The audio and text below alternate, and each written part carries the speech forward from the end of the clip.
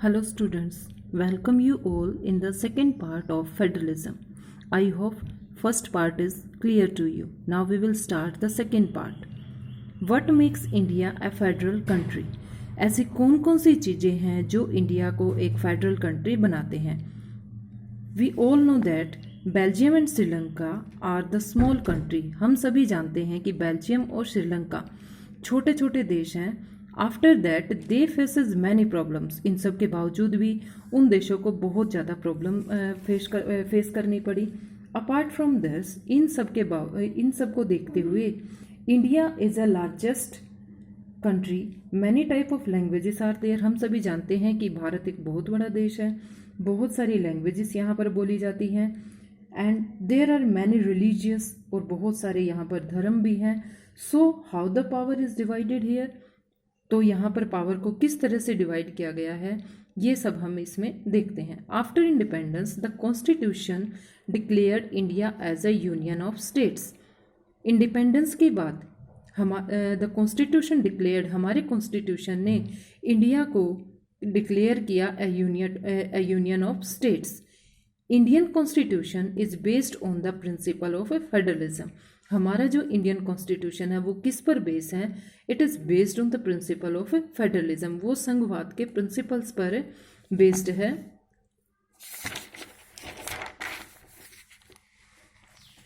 In India there are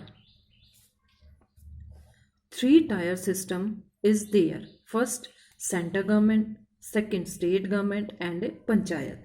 3 type का यहाँ पर टायर सिस्टम है. पावर को यहाँ पर इन तीनों के बीच में डिस्ट्रीब्यूट किया गया है. इन तीनों के बीच में पावर को किस तरह से डिस्ट्रीब्यूट किया गया है, उनके लिए यहाँ पर 3 टाइप्स की लिस्ट बनाई गई है. फर्स्ट है यूनियन लिस्ट, स्टेट लिस्ट और कंकरेंट लिस्ट. यूनियन लिस्ट है संघ सूची. In this list include subject related to national importance. इस सब में यूनियन लिस्ट में यानी संघ सूची में उन सभी सब्जेक्ट को रिलेट किया गया है, उन सभी सब्जेक्ट को जोड़ा गया है जो कि नेशनल इंपॉर्टेंस से रिलेटेड है, यानी जो राष्ट्र से रिलेटेड है, उन सबको इसमें लिया गया है. And it is controlled by central government. और ये किसके द्वारा, यूनियन लिस्ट किसके द्वारा कंट्रोल्ड की जाती है? ये सेंट्रल गवर्नमेंट के द्वारा कंट्रोल की जाती है, यानी फर्स्ट टायर के द्वारा. और इसमें क्या क्या एग्जाम्पल आ जाते हैं? Banking, foreign affairs, currency.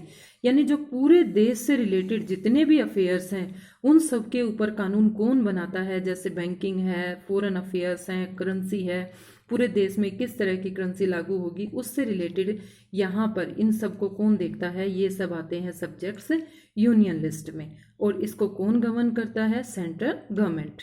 Second आता है state list. Included subjects related to state importance. इसमें किसी भी एक स्टेट्स में जो इम्पोर्टेंट हैं उनके लिए इसमें लिस्ट आती है. And it is controlled by state government. और ये किसके द्वारा कंट्रोल की जाती हैं? ये स्टेट गवर्नमेंट के द्वारा कंट्रोल की जाती हैं. इसमें एग्जांपल हम देखते हैं एग्रीकल्चर, इरिगेशन, इस तरह से. यानी उस स्टेट में एग्रीकल्चर से रिलेटेड, इरिगेशन से रिलेटेड कौन कानून बनाएगा, ये सब किस पर डिपेंड करता है? It's totally depend on the state government. So it is called state list. Third है कंकरेंट लिस्ट, यानी समवर्ती सूची.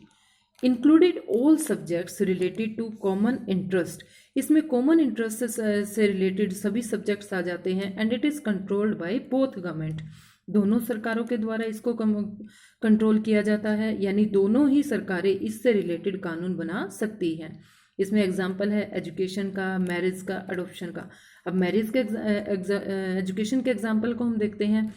हरियाणा सरकार की एजुकेशन पॉलिसी अलग है, सेंटर की अलग है, हर एक स्टेट की अपनी अलग अलग है. यानी एजुकेशन से रिलेटेड कोई भी स्टेट अपनी खुद की पॉलिसी बना सकता है, उसे सेंटर गवर्नमेंट के ऊपर डिपेंड होने की ज़रूरत नहीं है. उसके बाद आता है कुछ ऐसे सब्जेक्ट बच जाते हैं जो इन तीनों लिस्ट में नहीं आते हैं, क्योंकि आफ्टर इंडिपेंडेंस कुछ ऐसे सब्जेक्ट्स आए थे जो कि पहले इन तीनों विषयों में नहीं लिए गए. वो हमारे लिए नए थे, सरकार के लिए वो विषय नए थे. तो उनसे रिलेटेड कानून कौन बनाए, वो विषय कौन से थे, वो हम इसमें देखेंगे. These are called residuary subjects. The union government has the power to legislate on these residuary subjects. Union government जो होती है वो इन लेजिस्लेटिव सब्जेक्ट पर कानून बना सकती है। और इनमें आते हैं आईटी रिलेटेड टू कंप्यूटर, यानी इंफॉर्मेशन टेक्नोलॉजी। जब भारत आज़ाद हुआ था तो उसके लिए ये विषय बिल्कुल से अलग था, तो इन विषयों को कहा जाता है बाकी बचे विषय। इन विषयों पर कानून बनाने का अधिकार केवल और केवल यूनियन गवर्नमेंट को है। उसके बाद हम देखते हैं the sharing of power between the union government and the state government is basic to the structure of a constitution. हमारे कॉन्स्टिट्यूशन में ही ये रिकॉर्ड रखा गया है कि सेंट्रल गवर्नमेंट के बीच और स्टेट गवर्नमेंट के बीच किस तरह से पावर को शेयर किया जाएगा।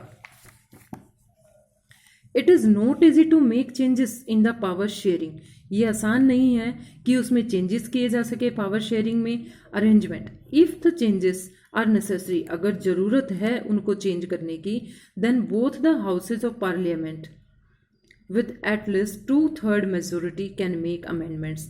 अगर हमारे कॉन्स्टिट्यूशन में अमेंडमेंट्स करने की ज़रूरत है, जैसा कि हम 9th क्लास में भी पढ़ चुके हैं, अगर अमेंडमेंट्स होने की आवश्यकता है, करने की ज़रूरत है, तो उनको कौन कर सकता है? पार्लियामेंट के दोनों हाउसेस, और उसमें भी उनमें से कितने मेंबर्स की सहमति होनी चाहिए? 2/3 मेंबर्स की उसके अंदर सहमति होनी चाहिए, वही उसके अंदर अमेंडमेंट्स कर सकते हैं। उसके बाद हम कुछ और चीज़ें देखते हैं, जैसे आज जम्मू कश्मीर अलग स्टेट नहीं है, वो यूनियन टेरिटरी में आ चुका है, लेकिन उससे पहले जैसा कि आपके चैप्टर में दिया गया है कि उससे पहले जो जम्मू कश्मीर था वो एक अलग से एक ऐसा स्टेट था जिसके ऊपर भारत सरकार को कानून बनाने का या किसी भी तरह के अमेंडमेंट्स करने का अधिकार नहीं था। ठीक है, तो उसके बाद आता है यूनियन टेरिटरीज। यूनियन टेरिटरीज भी ऐसी हैं। यूनियन टेरिटरीज को यूनियन टेरिटरीज क्यों कहा जाता है? क्योंकि यूनियन टेरिटरीज होती हैं वो ना तो इतनी बड़ी होती हैं कि उनको अलग से राज्य बना दिया जाए, और ना उनका इतना छोटा आकार होता है कि वो किसी अलग से राज्य में मिला दी जाए। तो उनको यूनियन गवर्नमेंट के द्वारा उनमें कानून बनाए जाते हैं। Now we will discuss about how is federalism practised. अब हम देखेंगे कि फेडरलिज्म किस तरह से प्रैक्टिस्ड होता है।